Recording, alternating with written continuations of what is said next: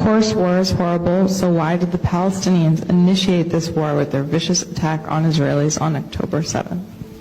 Well, they didn't. What do you mean they did? They didn't. This war has been going on for 75 years. Israel initiated it in 1948 by ethnically cleansing 750,000 people. We must expel Arabs. Get out of here. We must expel Arabs and take their places. We must expel Arabs and take their places, and if we have to use force, not to dispossess the Arabs of the Negev and Transjordan, but to guarantee our own right to settle in those places, then we have force at our disposal. David Ben-Gurion, the first Prime Minister of Israel, said that in 1937, and that's what they proceeded to do. The people in Gaza, this is what you need to understand. The people in Gaza, over 80% of them are refugees.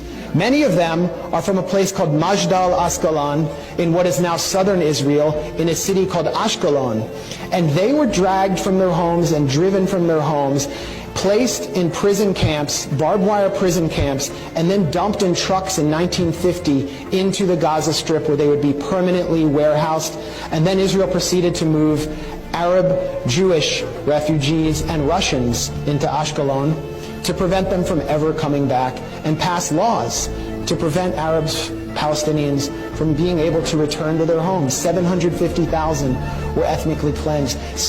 For 18 years, the remaining Palestinians, 100,000, were internally displaced inside Israel. The remaining were put under military rule. They were under military occupation until 1966. Then in 1967, Israel violently, in a war it initiated, occupies Gaza, occupies the West Bank, occupies the Sinai Peninsula, the Golan Heights in East Jerusalem, and then invades Lebanon in 1982, attacking Palestinian refugees there, puts Gaza under siege in 2005. No one can get in or out without Israeli military permission.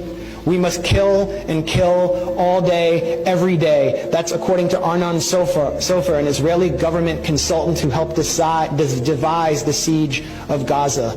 For years, Israel would not allow certain chocolates and A2 paper into Gaza. And then they began these brutal military assaults, which they call mowing the lawn.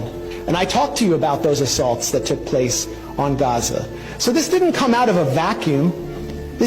You're not going to be able to hold people under siege, to cut them off from the world, and then expect them to just play along. That doesn't mean that I celebrate what happened on October 7th. It should have never had to happen. The reason it happened is because of the Israel lobby here. The genocide Democrats and the genocide Republicans who deny the Palestinians any right to have rights. And it's the right to have rights that defines you as a citizen. They're citizens of nothing.